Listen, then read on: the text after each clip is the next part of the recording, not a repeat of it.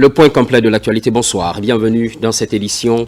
Les titres du journal. La sécurisation des personnes et de leurs biens, la sécurité privée déploie des réformes. Les structures évoluant dans le domaine sont invitées au respect des normes en la matière. Histoire de réguler le secteur, un grand défi. Développement local, en Moyenne-Guinée précisément, télémêlé, les initiatives locales sont de plus en plus croissantes. Des infrastructures sortent de terre, comme c'est le cas à Kawissi. Les populations sont aux anges, vous le verrez tout à l'heure. Programme national de recensement administratif à vocation d'état civil vers le lancement de l'opération d'enrôlement biométrique. 3000 agents recenseurs viennent d'être recrutés dans le cadre du PNRAVEC, dans un premier temps, la zone spéciale de Conakry. Une fois de plus, bonsoir. La sécurisation des personnes et de leurs biens, la sécurité privée, je vous le disais, à l'entame déploie des réformes. Les structures évoluant dans le domaine sont invitées au respect des normes en la matière. Sécuriser certes, mais surtout de réguler le secteur. Un grand défi, les réponses progressivement sont apportées. Abdul Karim Kamara pour plus de précision. Sous le CNRD, à date, le sous-secteur de la sécurité privée connaît des réformes notables. Un travail de régulation depuis un an qui s'est beaucoup appuyé sur la formation. Des sessions par lesquelles tous les acteurs ont compris l'importance de la coproductivité de la sécurité privée auprès de celle publique. Aujourd'hui, moi je pense que ça peut faciliter les choses avec les dirigeants, avec l'État, peut permettre la normalisation vraiment des sociétés privées mises en place. En plus aussi que les agents sur le terrain aussi soient rétablis vraiment dans le droit. Ça nous permet de pouvoir maintenir une certaine qualité de service, mais aussi surtout de mettre l'économie au service des humains. Donc nous avons des agents de sécurité que nous entretenons, qui sont avec nous. Il faut qu'on les garantisse aussi une certaine qualité de vie. Dans ce combat, l'ORASPC est aujourd'hui doté de plusieurs outils garantis par des décrets, lois et arrêtés. Des éléments dont la vulgarisation est couplée à plusieurs modules de formation, entre autres les principes volontaires sur la sécurité des droits de l'homme, le code de déontologie ou encore la gestion des ressources humaines. Les gens savent aujourd'hui qu'ils ne peuvent plus être acteurs de ces secteurs-là sans passer par une formation obligatoire. Cette année, déjà, plus de 240 chefs d'entreprise de sécurité privée qui sont passés par ça. Déjà, face aux clients, ils savent comment parler, ils savent comment défendre leurs factures par rapport aux différentes cotisations fiscales, cotisations sociales, le traitement des agents. Cette 7e session est aussi mise à profit par l'ORASPC pour informer ses gérants de l'existence désormais des manuels de formation commune de base liés aux différents métiers de la sécurité privée en République de Guinée. Au chapitre éducation, les autorités militent pour l'excellence, une noble ambition qui passe aussi par la Semaine nationale du mérite scolaire. Cette année, les élèves de Fria se sont démarqués à travers le concours Miss Mathématiques. La Cité de la Lumine a produit plusieurs lauréats. Réjouissance pour les autorités et parents d'élèves. Mounir Bari. L'élan de l'excellence scolaire se poursuit et se redynamise dans la préfecture de Fria. À l'issue de la 3e édition de la Semaine nationale du mérite scolaire, Fria s'est distingué de façon remarquable au compte du concours Miss Mathématiques 2024 avec à la clé de nombreux lauréats. Je suis très contente parce que ce n'est pas arrivé comme ça à la WhatsApp. C'était le résultat d'un travail. C'était pas facile, surtout au niveau national. Je suis vraiment contente, fière de moi, fière de mes parents, fière de l'éducation de Fria. Les Miss Mathématiques, c'est une fierté pour la Guinée, c'est une fierté pour Fria, la famille et l'école qui les ont formés. Mais Fria, c'est pas maintenant que ça a débuté. Fria a été toujours une ville d'intellectuels. Pour encourager le mérite scolaire, dénicher des talents et promouvoir une éducation de qualité, les efforts des élèves et leurs encadreurs sont reconnus et récompensés. Motif de fierté pour les autorités administratives et locales de la Cité de la Lumine. féliciter et encourager ceux-là qui ont eu le mérite d'avoir ce concours Miss Mathématiques. Deuxièmement, remercier et féliciter aussi les encadreurs qui ont tout laissé pour permettre vraiment à nos filles d'être vraiment compétitives et de représenter fièrement notre préfecture de Fria. Nous sommes à Fria ce matin pour célébrer les mérites, ceux qui se sont démarqués, les filles, et aussi les lauréats dans les différents examens. Donc nous sommes là pour cette célébration. Parce que l'activité Senamsco est une activité phare du CNRD.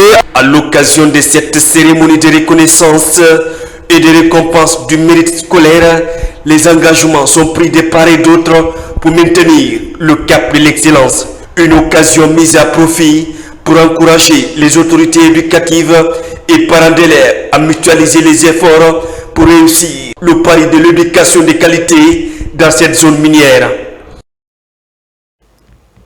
On parle santé à présent, cap sur les produits pharmaceutiques. Les efforts s'intensifient pour une meilleure quantification, mais comment réussir cette opération? Une stratégie se met en place, les réflexions ont lieu à Kindia. Yaya Silla.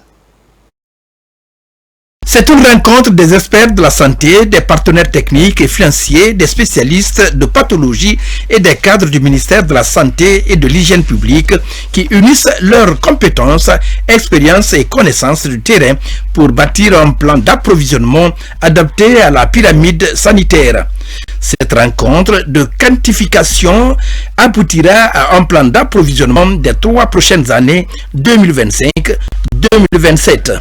Cela veut dire que dans les 3 années à venir, nous aurons suffisamment de médicaments dans nos structures de santé, partant des postes de santé au niveau de l'hôpital régional, pourquoi pas au niveau de l'hôpital national. Le processus d'approvisionnement est devenu vital en ce sens que la Guinée a intensifié la lutte contre la vente illicite des produits pharmaceutiques. Il vous souviendra qu'en 2021, nous avons fait nos premières quantifications, donc qui a abouti à un plan d'approvisionnement qui nous a permis, pendant les 3 années écoulées, de rendre disponibles les médicaments à 90%.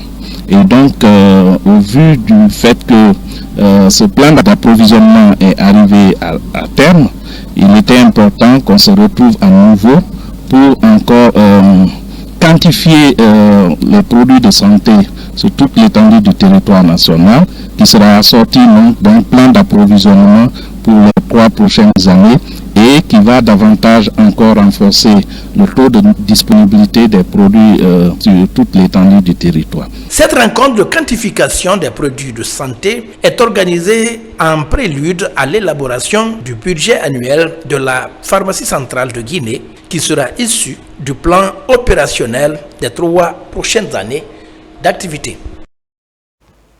De Kindia en France à Télémélé, les initiatives locales sont de plus en plus croissantes. Des infrastructures sortent de terre, comme c'est le cas à Kawissi. Les populations sont aux anges. Alpha Isiagaba. Pose de la première pierre des travaux de construction de 2 infrastructures sociales de base dans les localités de Tanene, Djougourou, dans Kawissi, préfecture de Télémélé. Il s'agit d'un centre Nafa et une maison des jeunes. Le salut est venu de la société CDM Chine et c'est l'AVT. Je remercie la direction de CDM Chine en particulier, avec qui nous collaborons. Au nom de mon patron, Omar Doumbouya, qui ne cesse d'investir pour accompagner la population, la contrée pour le développement communautaire. Nous remercions sans cesse toute la population qui n'aménage aucun effort pour nous accompagner, pour nous faciliter ce travail-là. Dans la même sous-préfecture, cette école vient d'être mise à la disposition des populations de Kabara, relevant de la sous-préfecture de Kawissi. L'établissement vient ainsi faciliter la scolarisation des enfants. Les enfants, c'est l'avenir de ce pays, c'est l'avenir de notre développement. C'est pourquoi nous mettons l'éducation dans notre priorité dans cette raison. C'est ce que le chef de l'État le président de la République, le général d'armée Mamadou Doumbouya, c'est ce qui nous a instruit, nous les administrateurs territoriaux, à savoir le préfet, c'est de venir dans le village, dans les sous-préfectures, dans les coins les plus reculés, pour connaître les problèmes réels de nos citoyens et également venir en aide. La pose de la première pierre de ces deux infrastructures et l'inauguration de cette école primaire à Kawessi s'inscrivent dans l'élan de développement amorcé par les autorités de la transition. À Kansignel, c'est à l'abbé se développe un projet agricole intégrateur, rassembleur, voire même. Ce projet est né de la volonté d'un jeune entrepreneur de lutter contre la faim et le chômage. Malgré cette détermination, les récoltes sont menacées et limitant ainsi le niveau de production. L'espoir reste maintenu. Les appels à l'aide sont lancés. Nabila Moussa Kamara.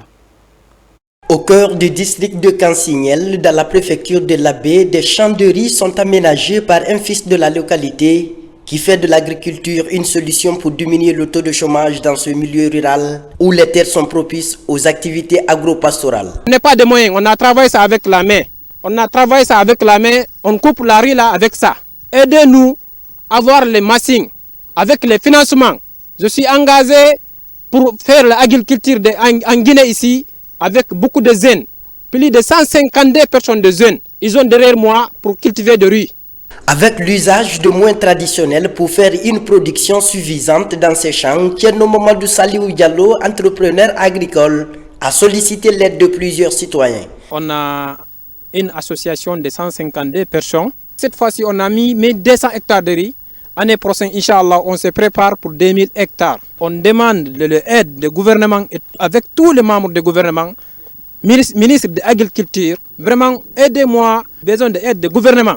L'ambition de ce promoteur rural est de lutter contre la faim et le manque d'emploi des jeunes qui favorise plusieurs mouvements migratoires. Avec l'assistance des personnes de bonne volonté et de l'État guinéen à travers le ministère de l'Agriculture et de l'Élevage, cet amoureux de l'agriculture souhaite cultiver davantage en vue d'apporter sa contribution au développement dans les zones rurales où les travaux champêtres sont réalisés dans des conditions rudimentaires.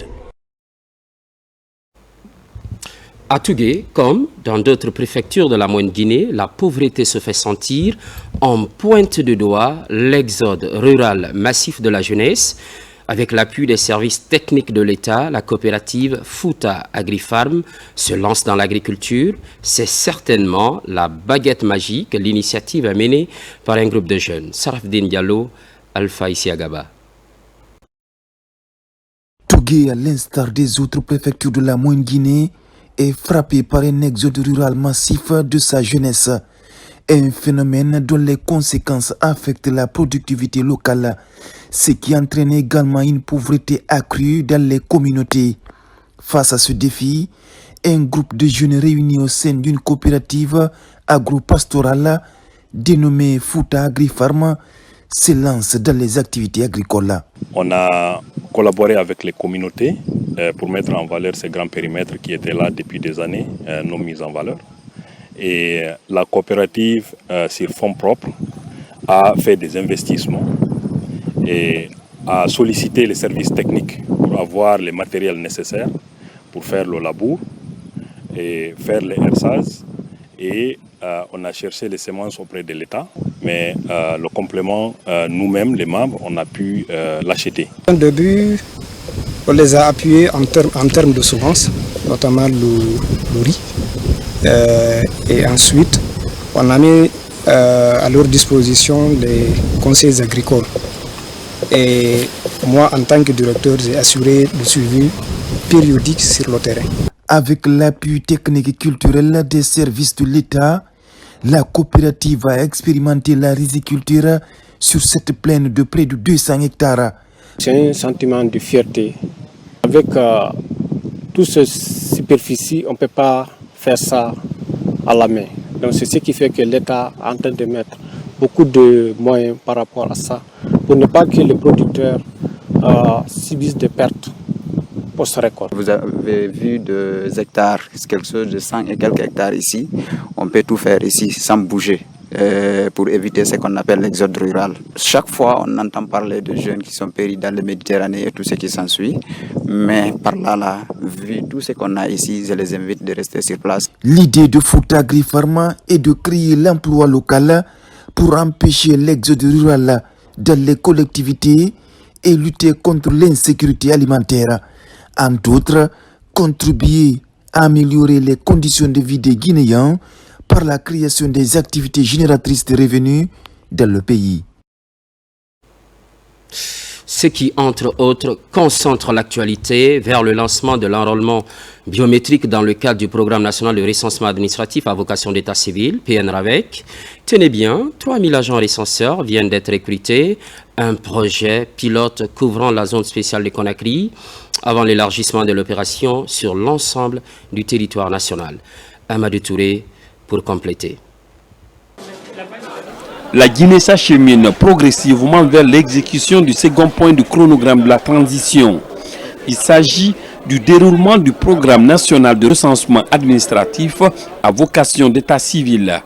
Après les superviseurs communaux, préfectoraux et régionaux du PNRAVEC, le gouvernement, à travers le ministère de l'administration du territoire et de la décentralisation, procède au recrutement et à la formation de plus de 3000 agents recenseurs. Après cette formation, il y aura un test et les agents qui vont réussir au test seront pris et on organisera le déploiement de ces agents dans toutes les communes de Conakry. Ça va nous permettre vraiment de corriger beaucoup de choses avant d'entamer pour le reste du territoire national. Ils retourneront vers le quartier d'origine pour faire justement cet exercice qui consiste à faire les enquêtes auprès des ménages pour recueillir les informations de ceux qui détiennent les actes d'état civil, notamment l'extrait de naissance, et ceux qui n'en détiennent pas, on va faire justement l'opération pour qu'ils puissent exister. Selon les spécialistes, cette étape est essentielle dans l'exécution du programme national de recensement administratif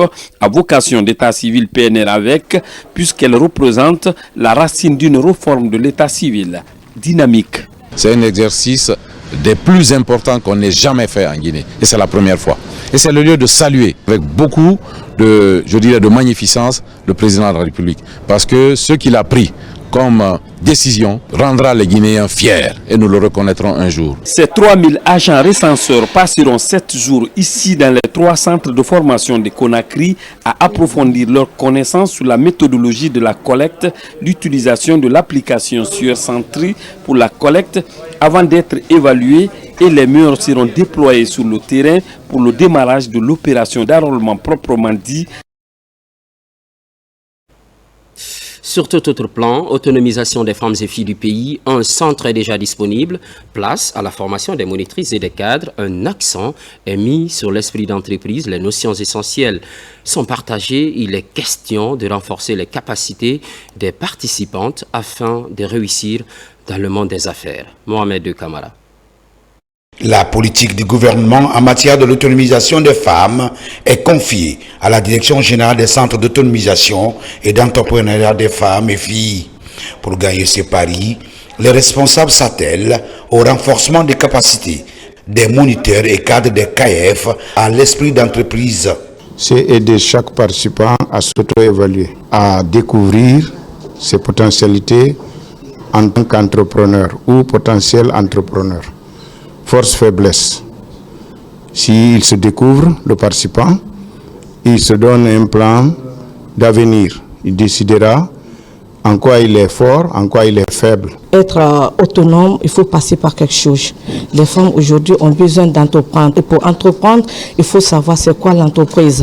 Il faut connaître le contenu de l'entreprise, il faut savoir gérer une entreprise, il faut avoir une éducation financière, une gestion des entreprises. Dans les centres d'autonomisation et d'entrepreneuriat des femmes et filles du pays, les apprenantes représentent l'essentiel des travailleurs.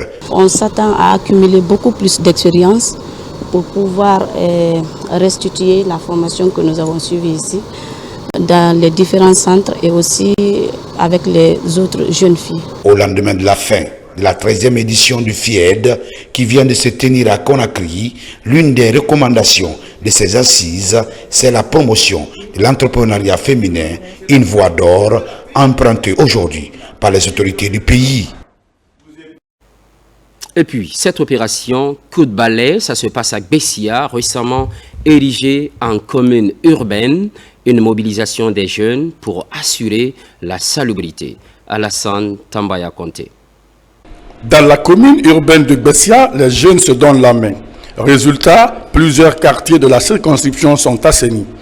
À l'origine de cette action citoyenne, les associations des jeunes de Bessia pour le développement AJGPD. Notre association, vraiment, chaque dimanche, nous sommes pour aider, pour faire l'assainissement de notre quartier ici, la cité 1. Donc, ceux qui vont nous aider de faire la propriété de ça, il faut qu'ils arrêtent de mettre les ordures dans les caniveaux. Vraiment, à Bessia, c'est l'unité, la sécurité est maintenue. Parce que la jeunesse vraiment accompagne le quartier Bessia. C'est pourquoi je ne manquerai pas d'abord à féliciter la jeunesse de Bessia. Ce que moi j'ai à dire à tout le peuple de la Guinée, nous allons se mobiliser en tant que jeunes, pour se lever, donner la main, et soutenir le général, pour qu'il puisse avoir la paix et la cohésion sociale. La campagne est une grandeur nature. Elle vient ainsi mutualiser les efforts des jeunes à rendre leur environnement propre afin d'éviter les maladies contagieuses. L'invite est déjà faite à toutes les autres entités. La jeunesse de Bessia Cité 1 accompagne le général Mamadi Doumbouya pour la bonne cause, car c'est Doumbouya qui est notre solution. Parce que depuis l'arrivée du général, beaucoup de choses ont changé. Et l'assainissement dont on parle là fait partie de ces priorités. Nous envisageons pour le développement des différents quartiers à travers les différents assainissements de nos différents quartiers. Nous demandons au gouvernement de nous aider à avoir le matériel adéquat. Je sais que nous aussi nous pouvons faire notre contribution pour aider ce gouvernement-là. Cette campagne d'assainissement des jeunes de Bessia s'inscrit dans la vision des autorités qui vise à rendre les rues propres. L'actualité revient dans 4 heures. Merci d'être au rendez-vous de la Guinée, notre paradis, terre de richesse et d'innovation, constante fidélité. À toutes, à très vite.